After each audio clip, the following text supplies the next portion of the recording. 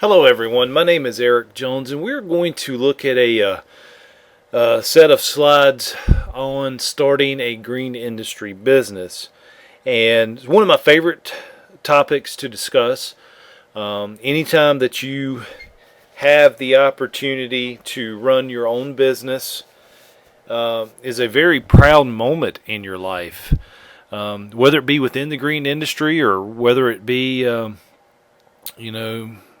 the automotive industry or any type of industry, when you become the boss and run your own companies, there's just that feeling of pride when you do it. There's a lot of obstacles to overcome, a lot of financial obstacles that you will face, but it is the most rewarding thing in life other than starting a family. I always put that first and foremost is my wife and children. But running your own business is a very rewarding thing, and I am so glad that I have done that with several ventures, not only in the green industry, but at one time being a home builder, now doing a teaching business. For firearms. I'm also a firearms instructor, and I do a lot of that on the weekend. So I actually enjoy that, and that's a little part-time business that me and my wife started doing together. So any type of business that you're in, and being able to market it and see it grow as you do your children is a wonderful, wonderful thing. So ownership advantage. Some advantages to starting your own business is having control and being the leader, and having that position of CEO or president, as you may call yourselves. But there's one thing that really gets to me sometimes, that I know a lot of leaders that were never followers or couldn't be followers. And to me, a true leader is one that is a good follower. And that's just kind of termed from my military experience. Some of our best leaders that I've seen in the Army were the best followers. So I strongly suggest that work for somebody in the green industry. Even if you get that 2-year associate degree or move on and get a 4-year degree, it's good to work for somebody in the green industry. If you're going into lawn maintenance, work for a turf grass company. If you're going into nursery production, work for a nurseryman. If you're going into irrigation, work for a company that does a lot of irrigation. Get those skills developed from somebody, and then move on to starting your own business. But another advantage is our personal interest and our strengths that build the business. For those of us that are in the green industry, we do it for a passion. It's something that's we truly have the green thumb. We're here because we want to. We don't do it because we have to, or there was nothing else to do. People that join the green industry have a love of plants. They have a love of nature. They have a love for being outside. So, our personal interest is what brought us here anyway. And now that you're able to start your own business is a good thing. Job security. Well, mixed emotions about that. Job security can mean that you're always going to have a job. Yes, you'll always have a job in your business that you've started, but is the business getting the work to sustain it?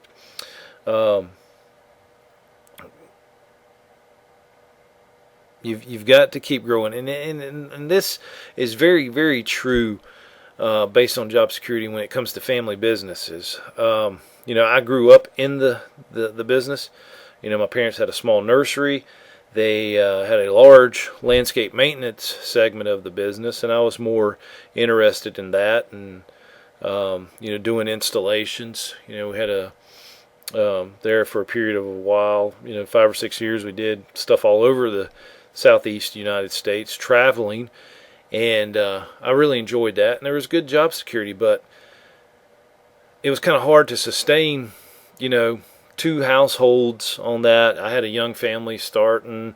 My parents were still, actively engaged in the business, and that's, how I ended up starting my own home building business at that time, and kind of stepping away from their company.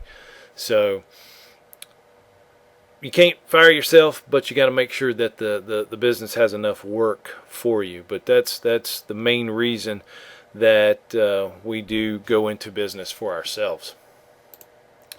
There's some tax advantages to being self-employed. You're able to deduct things or pay for out of the business stuff that you use personally. I'm sure we all do it. I mean, I paid pretty much. I ran my home building business from my home, but things such as the telephone, my cell phone, even the internet, all of that came out of the business budget. Vehicles, you had a truck that I drove personally and used for the company. So we all take advantage of that, and that's a good reason to go into business, is the tax advantages that you'll get. And then money. The money is out there. We just got to go and get it.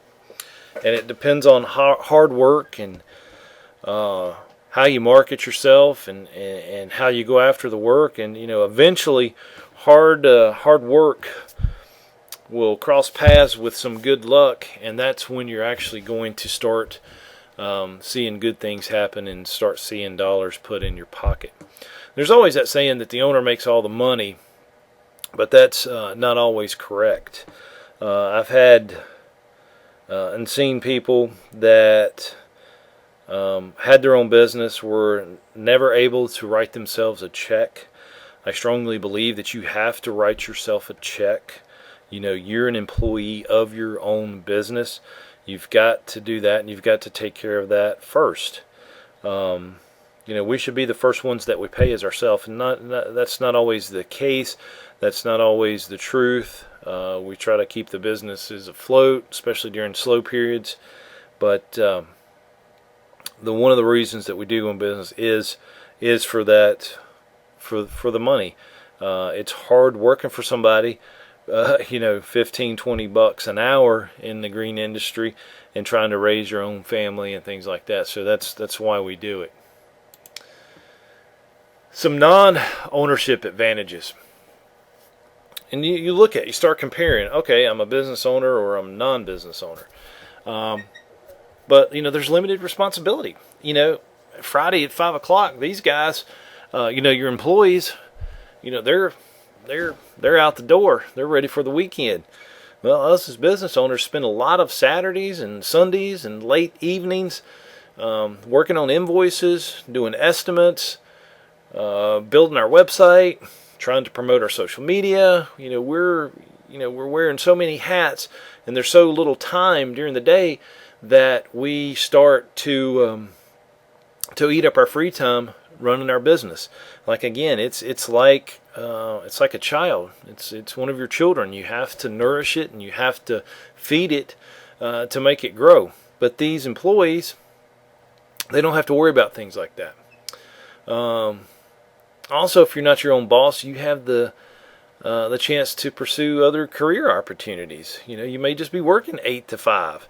You're able to attend night school and change your career path. When you've invested all this time and energy and effort into starting your own business, you're not just going to quit and make a career change. You're going to focus on it, and you're going to keep doing the hard work that it takes to keep it running.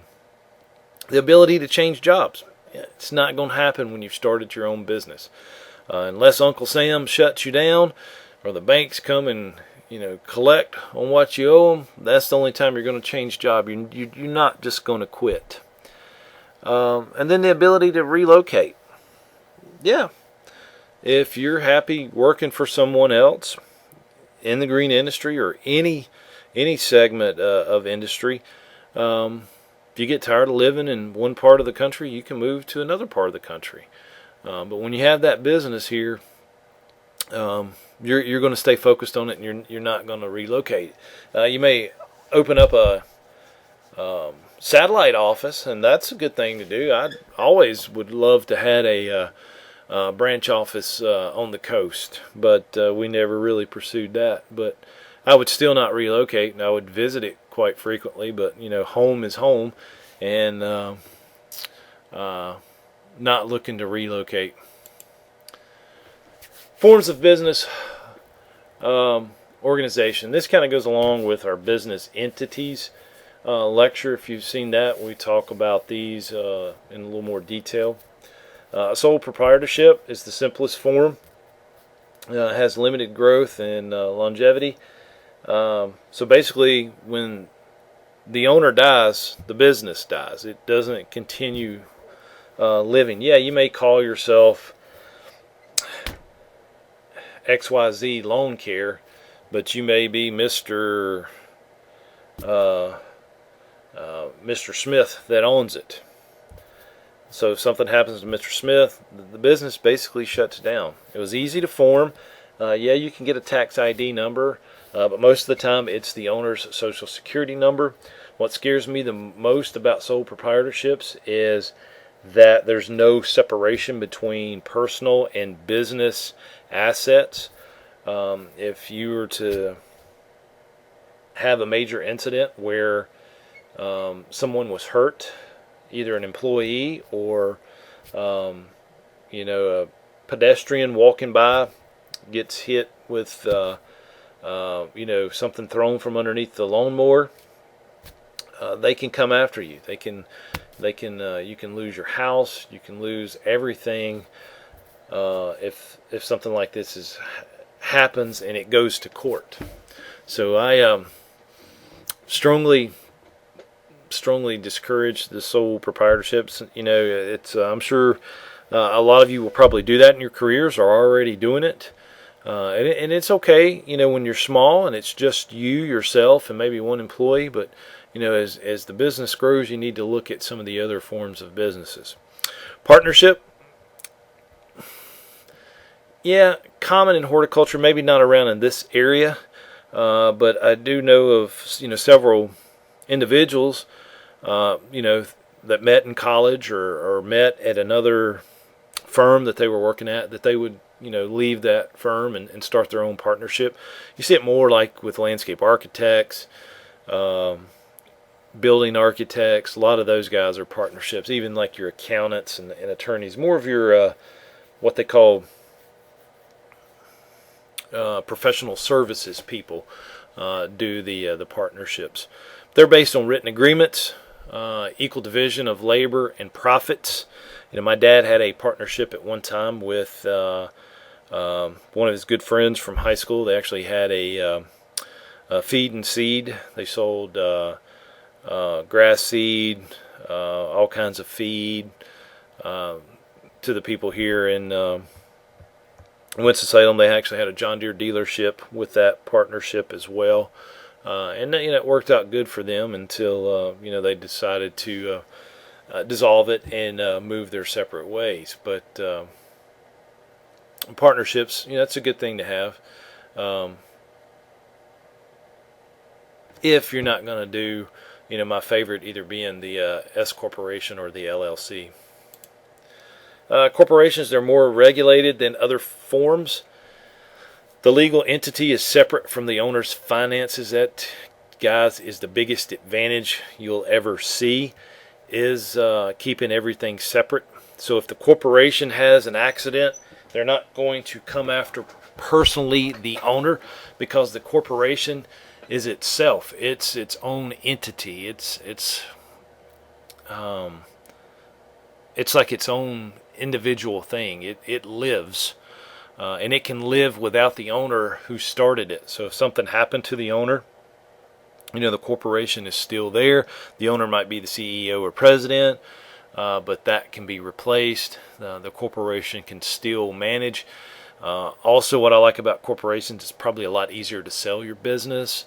And if something was to happen to myself and we were still building houses like we were a few years ago, and we wanted to sell it, if something happened to me, my wife could actually sell the corporation a little bit easier versus if it was a sole proprietorship.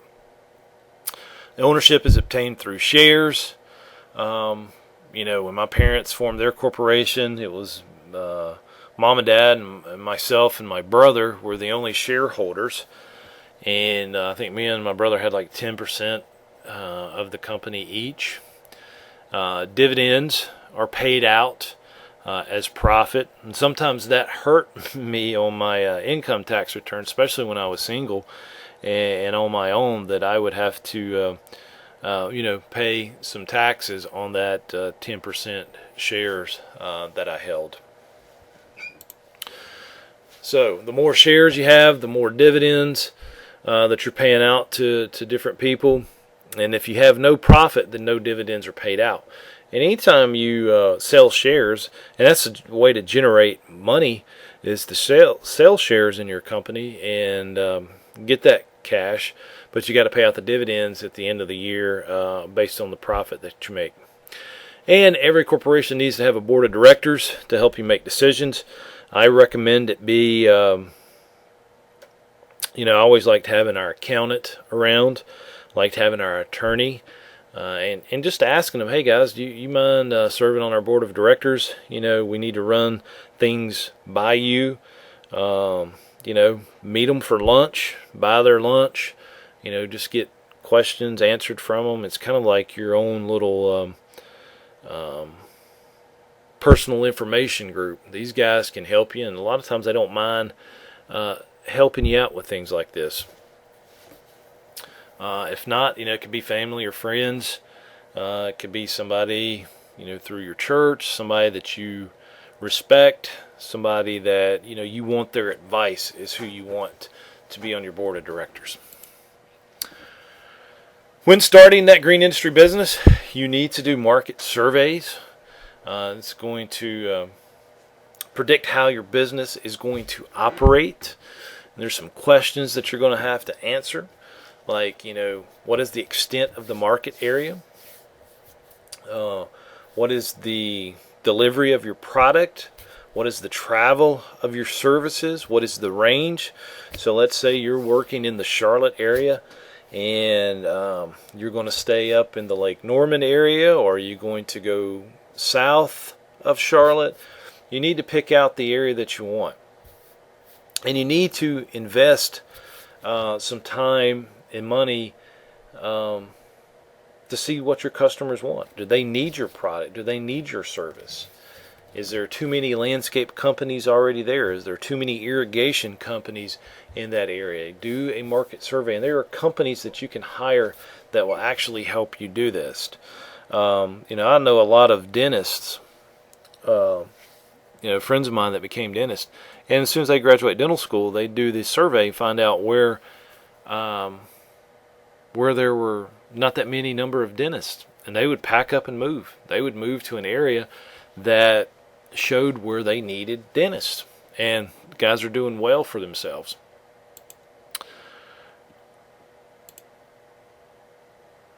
All right, trying to make sure on the right side. Yes. What is the strength of the economy? And I mentioned Charlotte. You know that economy is still booming, just like Raleigh, probably the two biggest areas in North Carolina that we will continue to see growth. Competition. How many green industry people are in the areas? Is the market able to support it with all the new people that keep moving into these areas? Yeah, they could use.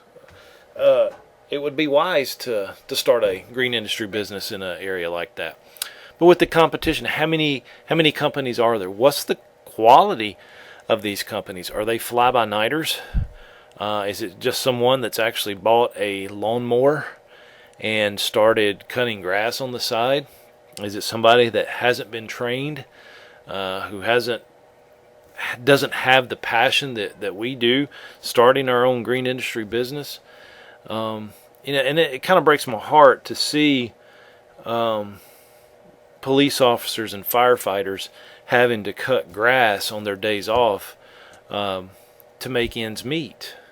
For one, it's not fair to us that are in it full time, but more importantly, two of the most important people in our community are our police officers and our firefighters, and it's sad that they don't make enough money doing their dangerous jobs that they've got to cut a few yards on the side to make ends meet.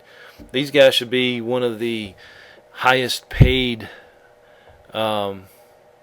people in our community. They risk their lives every single day for us. And when they get a day off, they should have enough money that they can enjoy their day off and spend it with their families. They shouldn't have to come out and cut a few yards so that they can make their house payment. It's not fair to them, and it's not fair to us. They have that passion of doing what they do. They should be able to make enough money to enjoy those days off and let us handle cutting the grass. What's the availability of the employees? Is there a community college nearby? Is there a technical school that are producing good green industry employees? Do you have a source on these employees? Is there good temporary agencies? Sometimes can be a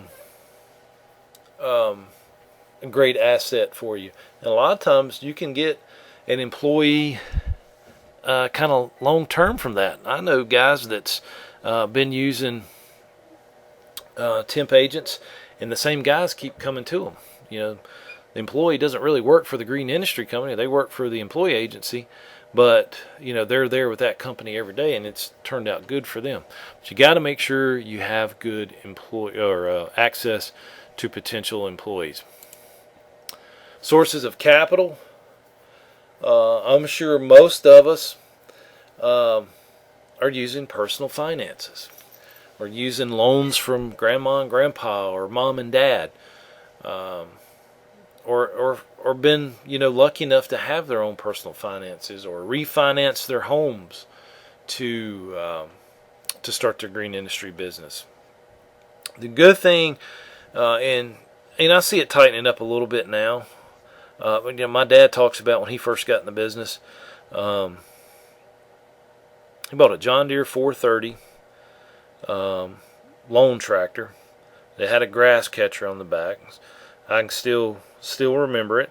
But he talked about not being able to get a loan for it. The banks kind of laughed at guys buying lawnmowers, but this was back in the 70s, or maybe it was a little bit later. But I remember him saying that the bank kind of laughed at him about wanting to finance, a mower back in those days. And he says when he finally got the loan, he had to put like half down. Well, now, and I know recently, guys were just able to walk in off the street and get financing on their mowers. They can go get a truck. They can finance everything at the dealerships, and they start making payments. Investors. You may or may not want to do that route. But, that could be, a family member or somebody like that could loan you the money to do it. Loans from banks and insurance companies. Yeah, you could borrow money against your insurance policies or get one from the bank. But again, look how many people are in the green industry. You've got to have something that they are going to see, that business plan that just really jumps out at them and says, yeah, we're going to loan them the money. Limited partner financing or contract growing. This is usually made to growers by firms that will market their crops. They'll provide them with a loan to produce a particular crop, and the people borrowing the money will insure the lender of a guaranteed price. Good thing about it, it ensures that there is a market for the growers. They know that their product's going to sell for a guaranteed price from the person that's loaning the money to grow it. And then the company's profit. is the money that you made last year. You're reinvesting it in your company, and that's a good thing to do. That you have a strong profit. It's when you're able to turn that money back into the company, or when your accountant calls you and says, look, you need to spend some money. You need to go out and buy that new skid steer that you talked about doing it. Now's the time to do it so you don't have to pay taxes. Or you need that new truck so you can add that additional crew. It's always a good phone call from the accountant for him to tell you to go spend money before the end of the year. Character or signature loan, I don't see that probably happening. Maybe through some of your more credit unions or something that people know you and they know that you have good character. Term loans, accounts receivable loan, you can borrow money on the contracts that you've gotten. And I know, my neighbor, he's talked about having to do that to make payroll at times when he first got his business going. He had several employees, and they were earth movers and had a lot of dump trucks. And he had contracts out there, and he's working a lot for the state. So, they get paid, once a month or something like that. So he'd actually go to his bank, and they would loan him money on the accounts receivable, so so he could stay afloat. And when he got paid, he'd pay them back. Life insurance loans, limited partner financing, or limited partnership loans, and then that contract loan that we talked about for the contract growers. These are all ways that we can get money to start our green industry business. All right, business location. What size of a property do we need to house our vehicles, our skid steers, our mowers, all of that?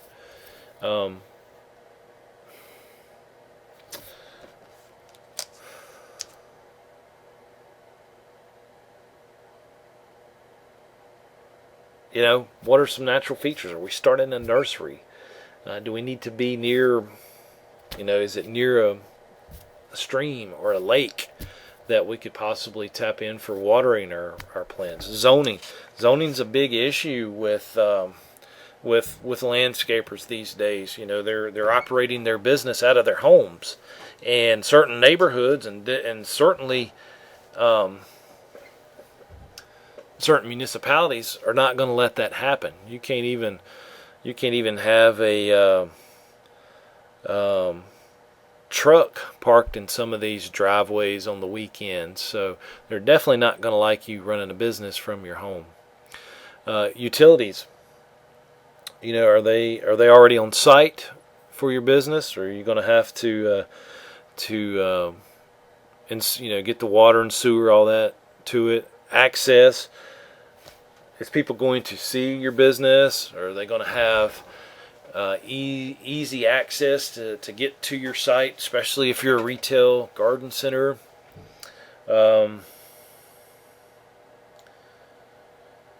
Compatibility of other businesses in the location. Are you near? Sometimes competition's good. Are people going to go to a certain area because they know you're going to be there, and then there's going to be a garden shop down the street, but they stop by your retail nursery? It kind of works out together if all the businesses are close together in an area.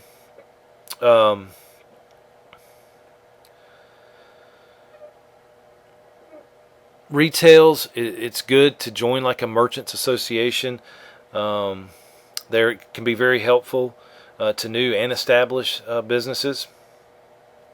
They can share expenses of like group advertising, holiday decorations, even insurance plans and things like that for your employees. You can all get through these merchants associations. Lease agreements, if you're not purchasing the property or the building, you really need to talk to your attorney and talk to your accountant about whether or not to purchase or lease any of this. And then the cost of the property, of the actual purchase. This is probably the most important factor of all. You need to weigh it very carefully against all advantages and disadvantages and determine if the price is fair or if another site might suit you a lot better. Buying established businesses. Well, I'm not a big fan of that. I'm just not, unless it's franchises. I would never go and buy my competitor out. I don't know. I'm not going to get too much into that. I just wouldn't do it unless it was a national franchise system that you had the support of the home office. I just would not want to buy somebody out and then give them a big check for it, and then a year later they start calling these clients back, getting them from you. It's not going to do that. And I don't want to purchase somebody else's older equipment when I can go and get new, and I'm still having to work on probably the stuff that I have. So you got to ask yourself, why is it for sale? And there could be legit reasons that you would do it. Is the owner, is he retiring? Does he not have children that want the business, or did he not have any kids? Or maybe he has kids and it's easier to sell the business and divide out the cash. Or is the owner sick? Did he get, unfortunate, life-threatening, situation like cancer or something like that? Do they need to get rid of the business? Now that is worth talking to somebody about, especially if it benefits both parties. But I've seen way too many young guys start a mowing business, at 18, 19 years old, and then at 23, 24 years old, they're bragging to me about how they're selling their business to somebody else. And I'm like, well, what you going to do? I'm going to get back into cutting grass again when I sell it. It's just going to do it. Another thing to ask, is the business unsuccessful? You gotta be able to look at it. They've got to prove to you that they've made money. Do they are they trying to get rid of it? Do they have a bad reputation? You don't want to buy somebody that's already developed a bad reputation. Is their equipment obsolete? Again, like I said, I don't want to buy somebody else's junk. I'm working on my own stuff. I don't want to buy stuff that I'm going to have to work on again. If I'm going to buy something, it's going to be brand new. And bad location. Well, that may or may not affect you, especially if you've got your own location. But you definitely wouldn't want to be operating out of your house, and you got to find something, and such and such is selling their business. It may just be good for you to operate your business out of your house than to buy something that's in a bad location. Cost of established business. What is the value of the equipment and condition at the time of purchase? Probably it's going to be run down. You need to thoroughly check it out, because we can all buy, John Deere green paint and make it shiny again. What's their existing inventory? What's in it? What's their accounts receivable? How many bad accounts do they have? And that's the problem. Somebody can cook the books and make it look a lot better than they have. So you really want to investigate that. The goodwill and the use of firm's existing name. Money is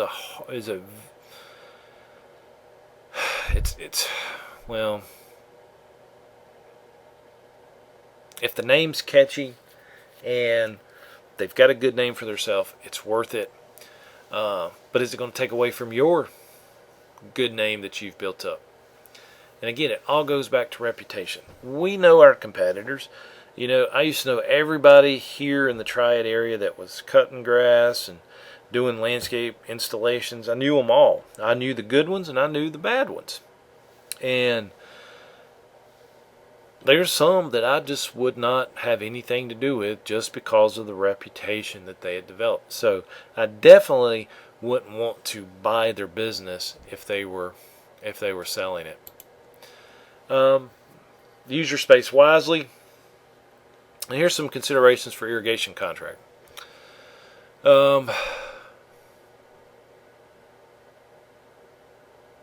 When people come to your place of business, have a product display. If you're selling Rainbird, have Rainbird displays. If you're selling Toro or Hunter, have these on display. Have a place that the customer can touch and feel it. Especially the man of the house. He's going to be all into that irrigation system and what it's about. You know, they're technical by nature. Inventory storage. Make sure you've got plenty of place to have your pipe, to have your heads. They need to be in the dry if at all possible. If you had like a garage area to store this. Parking. Is there plenty place for your customers to come to your shop? Is there plenty of parking for your employees? I know of a landscape company here in Winston now that you drive by their place, they're parked all on the road. They don't have enough parking for their employees, much less if they had a retail shop that customers came to. It would just be impossible. How does the employees use your space? Do you have a break room for them? Do you have a place for them to change into their uniforms and things of that nature? And they need a break room. They need sometimes just to kind of get away. And then do you have an easy access for shipping and receiving? You're going to have a lot of deliveries to your shop, so you need a good place for all that to happen. All right, your organization plans. You need to lay out the business on paper. The size of the areas and sub-areas, the relationship of the areas to each other. So, you want to keep your irrigation supplies close together.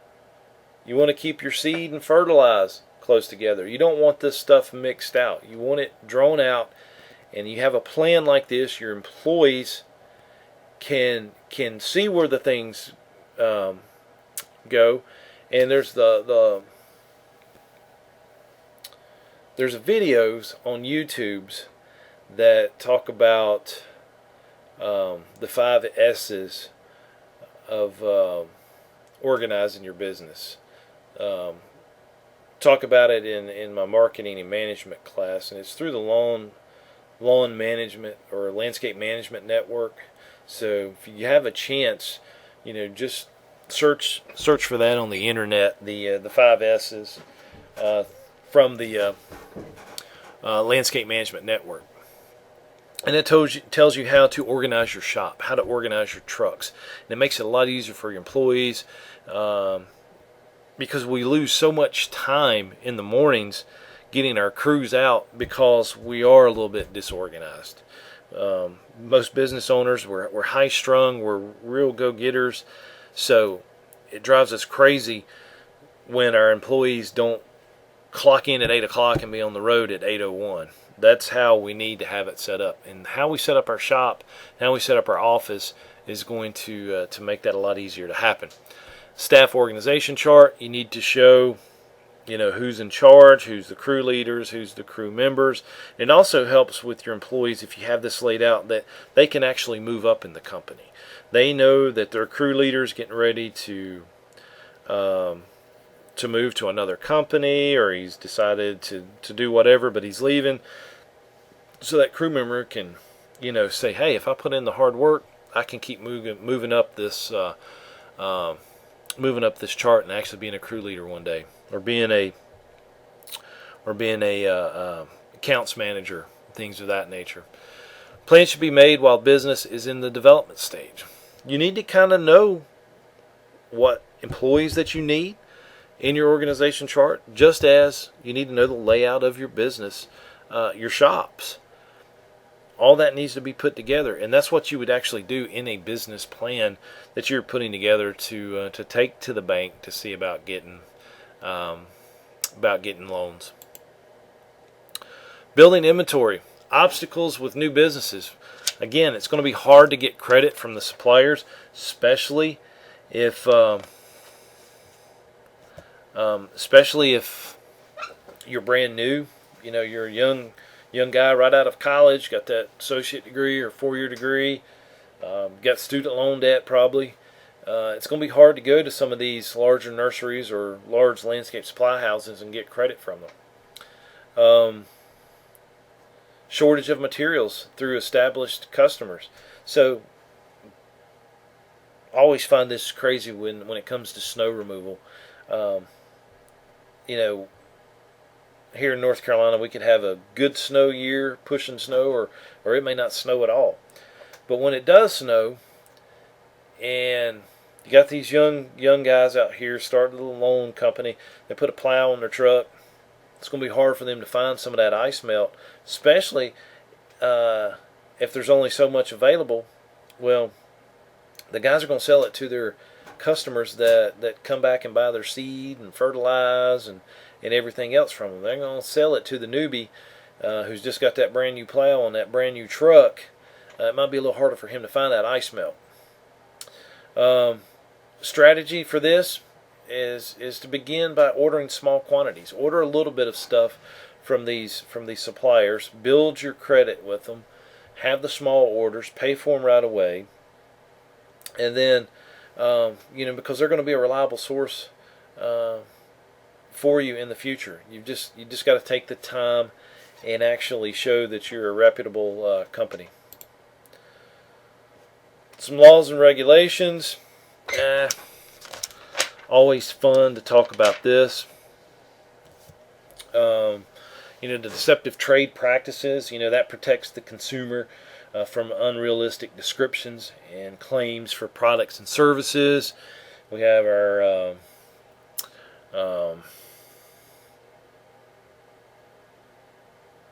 the product regulations that could be such as consumer protection laws or industry-initiated trade practices.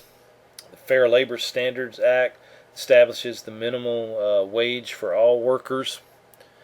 The Family and Medical Leave Act permits employees to take time off unpaid for up to 12 weeks for maternity or child adoption or a serious illness. The Farm Labor Contractor Registration Act to ensure the fair treatment of migrant workers. The H-2B program, it's a 10-month visa program issued to legal aliens who want to work only temporarily in the U.S., and that's a good thing for us. And they also have the H-2A program. B meaning business, so H-2B is for business. H-2A is an agricultural program, and I have a good friend of mine who does strawberries, not close to where we're at, but they use H-2A workers. They do a lot of tobacco too, so they have the H-2A workers come in and help them with their tobacco and help them on their strawberry farm. Immigration Reform and Control Act. All employers must verify that the new hire is either a U.S. citizen or authorized to work in the country. Occupational Safety and Health Act to ensure safe working conditions for people. The Pesticide Applicator Certification. This will help limit the use of toxic pesticides and ensure that they are only used by people knowledgeable about their safe and proper use. Plant Patent Act to protect the right of the inventor or discoverer of a plant to be the sole asexual propagator of the plant. Plant Pest Act to regulate by quarantine the entry and distribution of plants and plant products into the U.S. The Price and Services Act to ensure that all commercial customers are treated equally by the seller by forbidding selective prices or services. That Social Security Act provides financial assistance to persons after their retirement. Unemployment Compensation Act provides protection for workers who lose their jobs for reasons other than firing. The Magnus-Moss Warranties Act Well, we're basically not required to offer warranties. But if we do, we're going to replace the product completely. So we're kind of following that rule. And then workers' compensation. Employees get hurt on the job, we're going to provide them with some funds because they got hurt on the job. So a lot of rules and regs that we must follow. And again, guys, anytime we talk about things of this nature, always consult with your attorney. Like I said, I love my attorney being on the board of directors. If you got to go out and give him some free landscaping or whatever, trade out that work, it's good to have them on your side. And then, guys, we're going to talk about advertising. Now, to me, this is the most funnest thing to do as a business owner. This is why I love it so much. I love advertising myself. It's kind of like gives you the legal right to brag about yourself, and that's what's fun. That's what's fun, is when you're able to go out and market yourself. You're working on your business, not in it. That should be all of our goals. Every one of our goals to do this while we run our business. Work on it, not in it. The purpose is to focus public attention on items or services for sale. Goals: retain old clients and keep getting the new clients. Then there's two types of advertising: the immediate response and the attitude.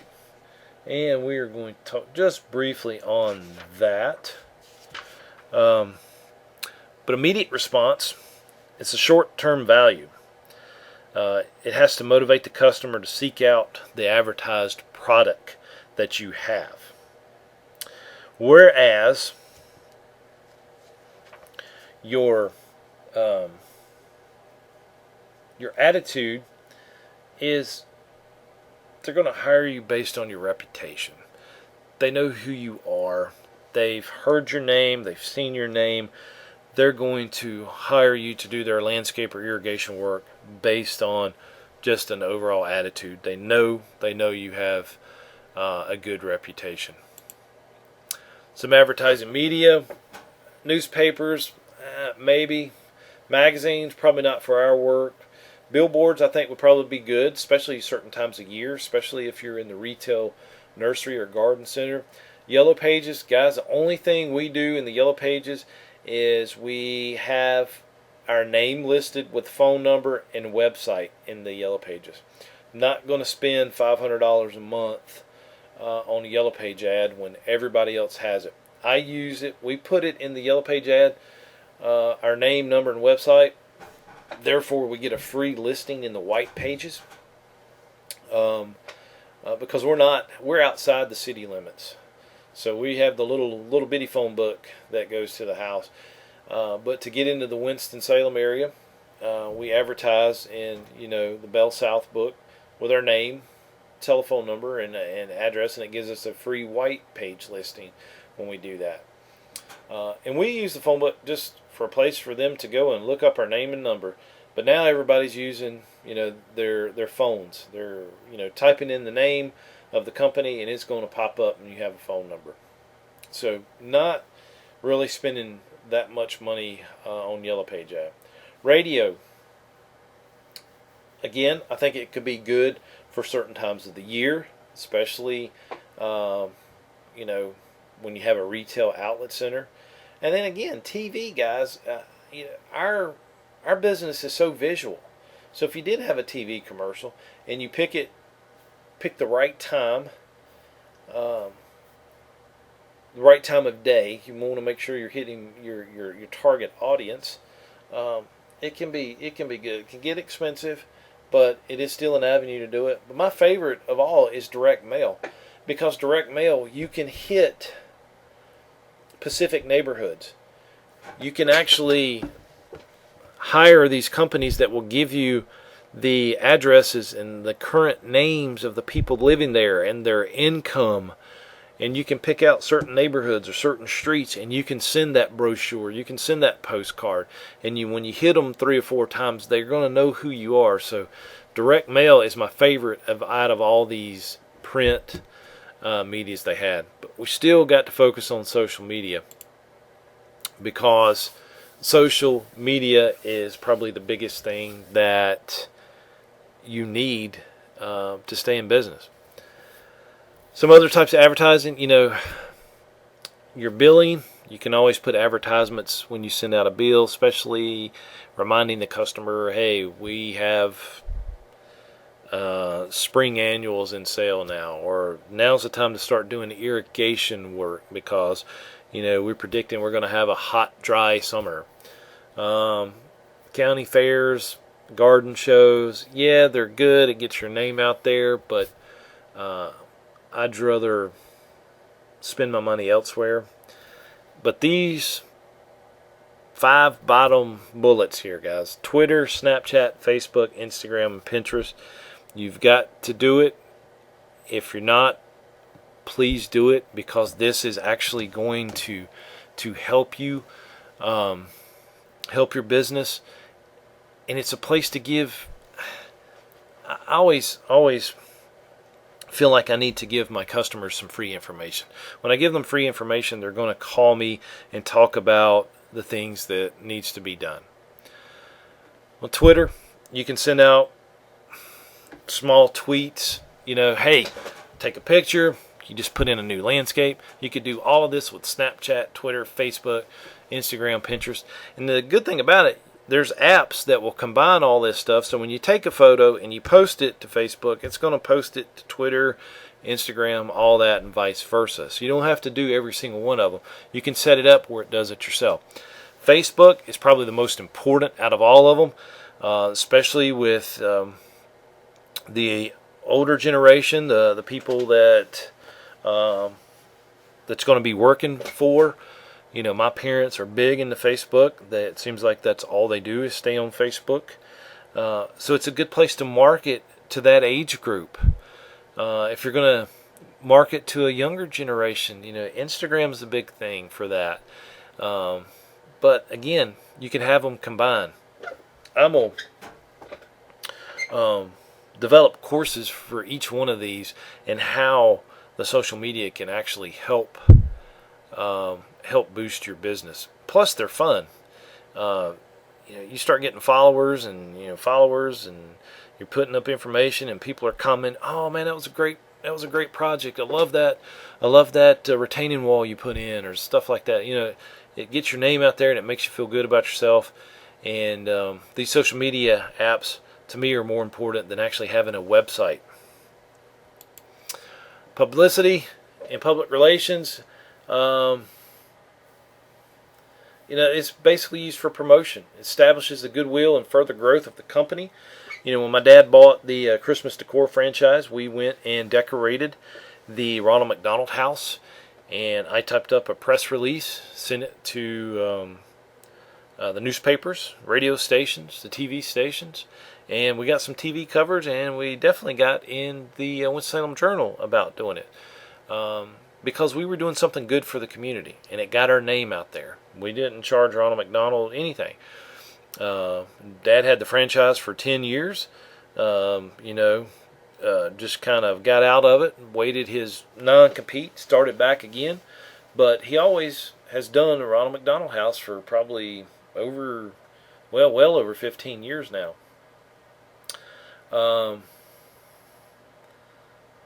But these public relations, it's going to bring your business and your staff to the attention of the public. So that's why I say the social media helps out so much here. If you write articles, or you start a blog, or you start sending out tweets about what to do in your yard this time of year, and comment about, hey, we volunteered to plant trees at hospice house, or anything like that. You start pushing that stuff out, people are going to see that, and they're going to remember that, and when they need something done, they're going to call you. Budget, make sure you have a advertising budget. You don't want to spend too much, but the good thing about the social media, guys, it's free. It doesn't cost you a dime. It doesn't cost you a dime to go out and get these followers. Yeah, you can buy followers and buy advertisement to get your name pushed out, but you don't need to. Everybody's so hot into the social media, they're going to find you. The only thing it is going to cost you is a little bit of time. And if you have the time to do it, and the good thing is we can do it all from your cell phone while you're sitting on the couch at night exhausted, you can post these updates. When you're going to use copy, like printed material, hire the pros. Write honest and descriptive copies, and then avoid gimmicks. Have a professional advertiser look at it and kind of help you to do those things. Because what you don't want to do is put something in print and it's out there forever. Displays, for what we do, we're probably not going to use it. They need to be simple and small and complete. Suggest use for displayed product. Coordinate display with other advertising. Keep turf or plants looking good. Keep neat. Proper lighting. Change them frequently. And this is something you'd pay close attention to if you were to do a home and garden show. And the end. So there will be a 10-question quiz on this, and I hope this helped out. It is one of my favorite topics. I mean, I do thoroughly enjoy starting and running a business, and I hope you learn from it, and I will see you in the next lecture. Thanks.